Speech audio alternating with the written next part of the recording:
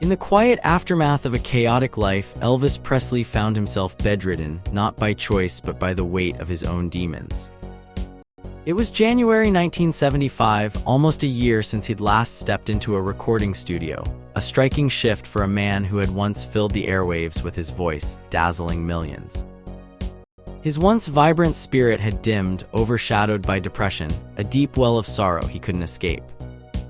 At 40, he was no longer the boy who had shattered musical barriers, but a man grappling with the effects of fame, age, and addiction. Elvis had always seen himself as the boy who broke the mold, but now he was the mold itself, set to be critiqued and mocked.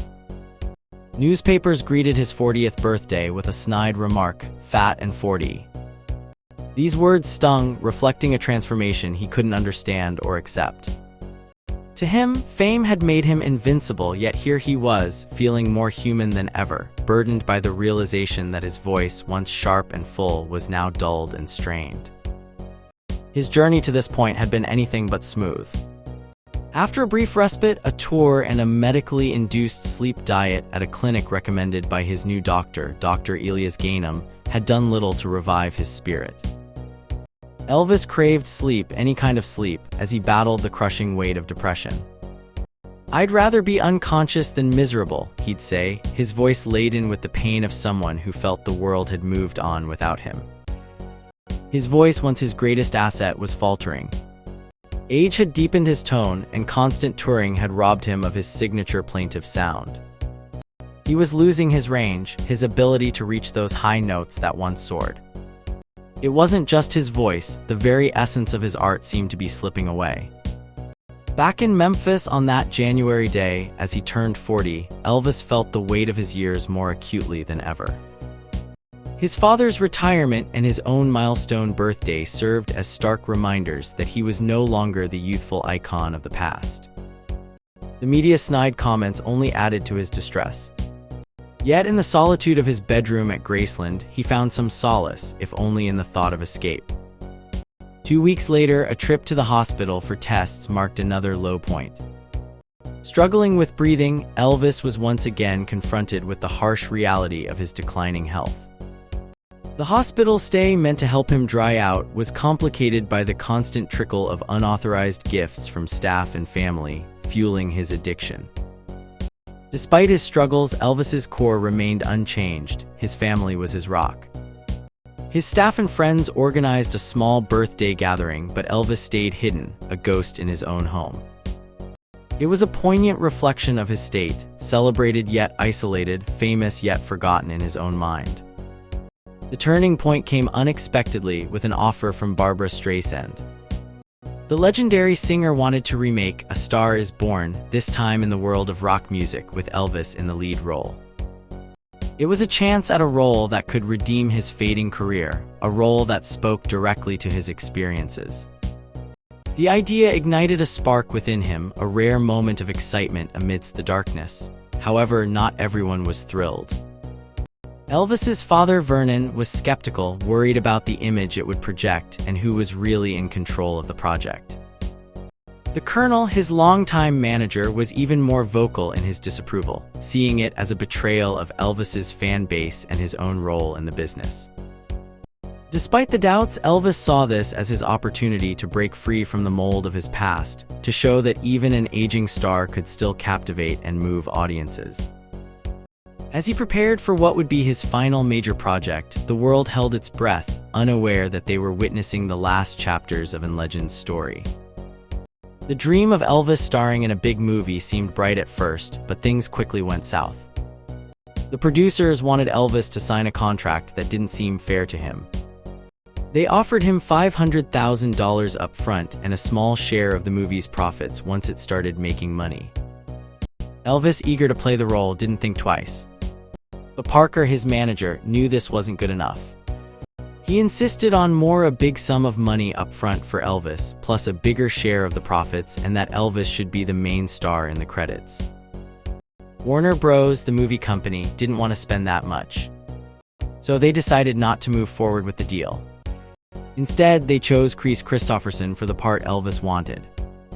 Ironically, Kristofferson was a songwriter Elvis really admired.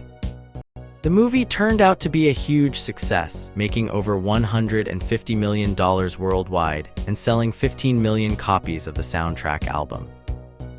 Despite this, Elvis and Parker felt it was a missed chance. Parker had to step in as producer because Warner Bros. Wanted someone with experience. This marked the start of Parker's journey to becoming a big name in Hollywood. Elvis, even though he was really keen on being in the film, seemed to lose interest after learning he wouldn't get the deal he wanted. Some of Elvis's friends were disappointed, thinking this could have been a chance for him to shape up and get healthy. They blamed the Colonel, Elvis's manager, for being too greedy. But there was more to Parker's concerns than just Elvis's appearance in the film. He worried if Elvis was ready to play the role, especially considering Elvis's history with drug addiction. Parker and others thought it might be better to walk away from the project to avoid any problems on set. They feared a breakdown either before or during filming, which could be disastrous. 3 years earlier, Elvis would have jumped at the chance, no matter what the Colonel said. But by then, Elvis's health and career were clearly declining. He knew it himself and admitted to being self-destructive. There were hints and suggestions from friends and family about seeking help for his drug problems. However, facing the truth about his addiction was hard. He liked to say he preferred healing from within, but he never did. Elvis had access to strong painkillers and was known to use them. His behavior was erratic, and people close to him, from the Colonel to his staff, knew about his condition but kept it hidden. They excused his strange behavior as part of his hijinks. Instead of seeking help, Elvis spent his money on extravagant gifts and planes, continuing his lavish lifestyle. After being turned down for the movie role, Elvis bought himself an expensive plane and spent money left and right on gifts and tour. He was earning millions but spending even more. His behavior was becoming increasingly problematic. He made crude comments and even said things that could be seen as racist, causing tension among his group. Elvis was isolating himself, flying separately and staying in different hotels. His relationship with his backing singers and band members was strained. A public outburst at a Christmas party showed how far he had drifted. But despite his problems, the Colonel still managed to get him booked for a huge New Year's Eve show where he ended up tearing his pants on stage, yet the Colonel saw it as a successful gig. The contrast between Elvis's financial success and his personal struggles was stark.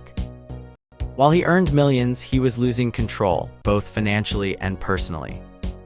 His story serves as a reminder of how success can sometimes hide deep struggles and how important it is to face problems head-on rather than avoid them.